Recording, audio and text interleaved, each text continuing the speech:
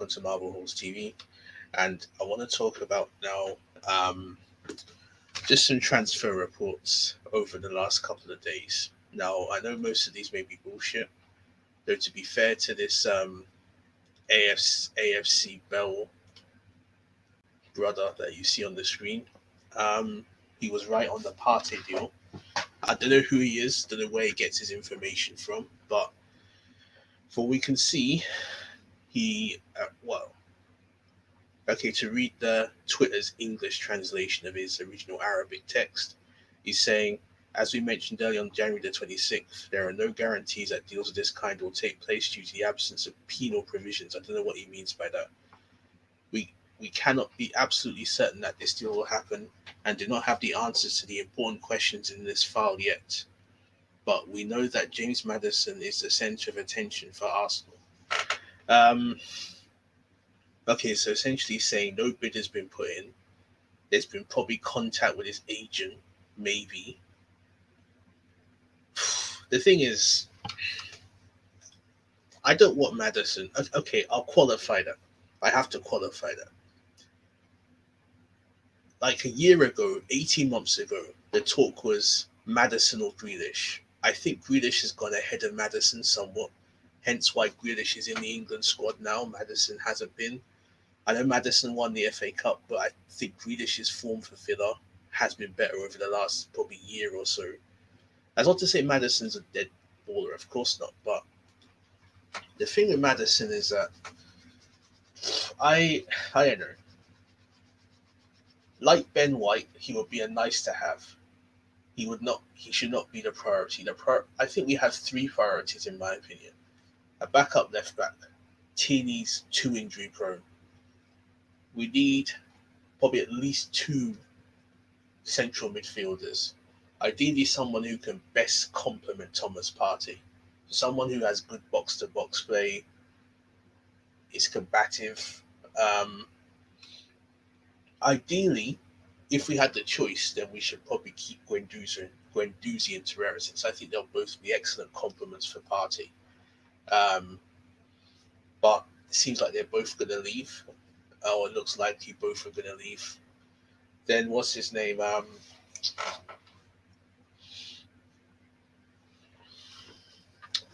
You know, then we can start to look at a number 10, then a central defender.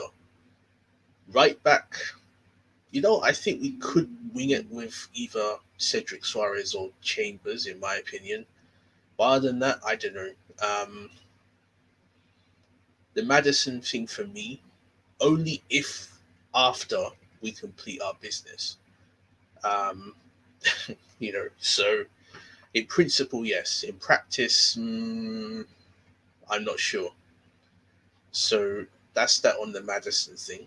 Um, there's another story on that we had a bid rejected for a Belgian player called Lokonga. Um,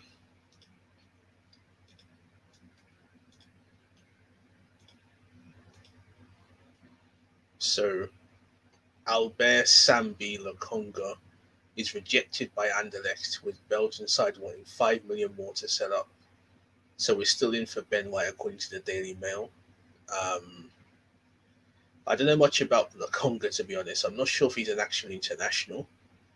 As you know, as I'm here, I'm going to check.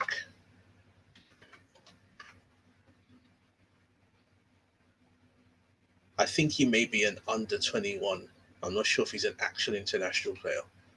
So just bear with me when I check. Okay, yes. I'm seeing it in Wikipedia. You can't see it on screen, but I'm just checking off screen, if that makes sense. That he was called up to the senior Belgium squad in 20 March 2021, so a few months ago. Um, so I want hang on, I'm gonna check the Belgium squad. Just bear with me again to see if he's actually in the current Belgium squad. Belgium 2020 squad.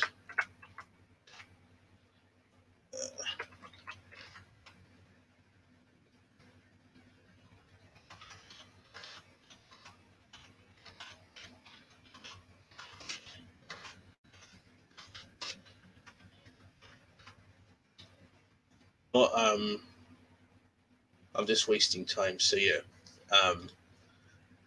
See, I'll just go back to the article. So yeah. Um, if he is of the right, you know, profile to complement Partey, then all right, cool. But for me, uh, I personally don't. Excuse me. I personally, we'll see. But I actually think Anderlecht want 18 million. I actually think that's a decent fee for someone of his age. He's obviously in the Belgium team. Belgium are a decent international side. So, yeah, I don't see the issue with that in principle. Um, and also, as I'm here, I want to discuss the France Germany game. Um, Germany, for me, they had possession, but not much penetration. Um, Havertz. I think with Havertz, I think, yes, he's obviously scored the winner in the Champions League final, but I think his game isn't so much being a poacher. Um, Werner, for whatever reason, has not done well since he left Germany to join Chelsea. And Thomas Muller, did he score the winning goal in the World Cup final? Was it him or Gertz? I can't remember. But yeah, he's been around for years now. Um, but yeah, uh, you know, I think France was a better team in that they were more clinical and they had the chances and had better attacking intent. Um, but there's another big game today, and a certain individual, shall we say, stole the headlines. That is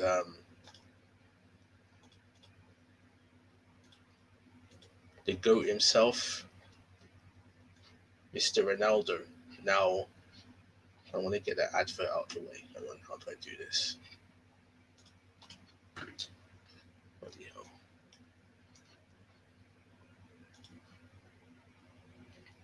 So that advert's just sticking in the. Yeah, Ronaldo.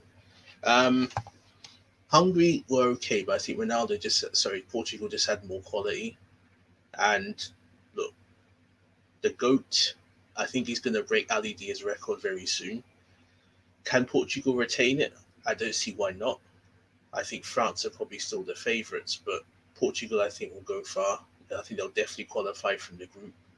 The France-Portugal game actually be pretty interesting, but we'll see how well they do. I think they'll go close, but they could well retain it.